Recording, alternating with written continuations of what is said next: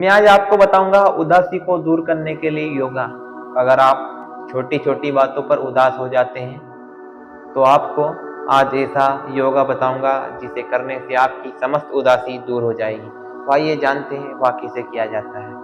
सबसे पहले हम जानेंगे कि उदासी क्यों होती है। जब हमारा मन किसी भी अप्रिय घटना को सुनता है तो मन में एक क्षोभ पैदा होता है।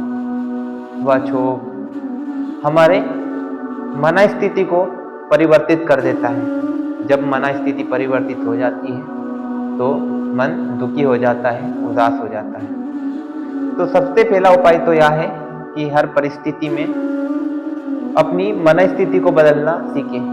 क्योंकि जैसे कि कोई गरीब है या कोई अमीर, अगर कोई गरीब की मन स्थिति अमीर जैसी है तो वह हमेशा सुखी रहेगा, और अगर किसी अमीर की मन स्थिति गरीब जैसी है तो वह हमेशा दुखी रहेगा। तो सबसे पहला खुश रहने का उपाय यह है कि अपनी मन स्थिति को बदलें। क्योंकि जब मन स्थिति बदलती है तो अपनी परिस्थिति स्वतः बदल जाती है। तो परिस्थिति का कोई दोष नहीं, परिस्थिति सबके साथ आती है। भगवान राम को भी वन में जाना पड़ा और भगवान शिव भी कैलाश पर्वत पर मस्त रहते हैं।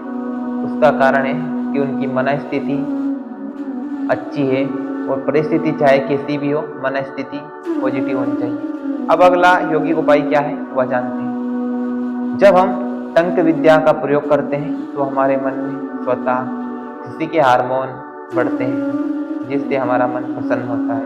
तो हम जानेंगे कि टंक विद्या किस प्रकार किया जाता है। तो सबसे पहले आपको वज्रासन में इस प्रकार बैठ जाना है। यह वज्रासन हुआ।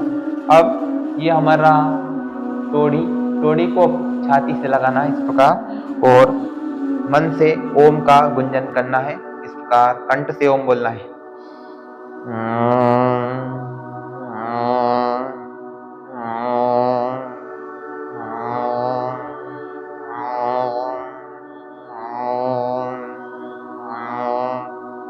यह है टंक विद्या।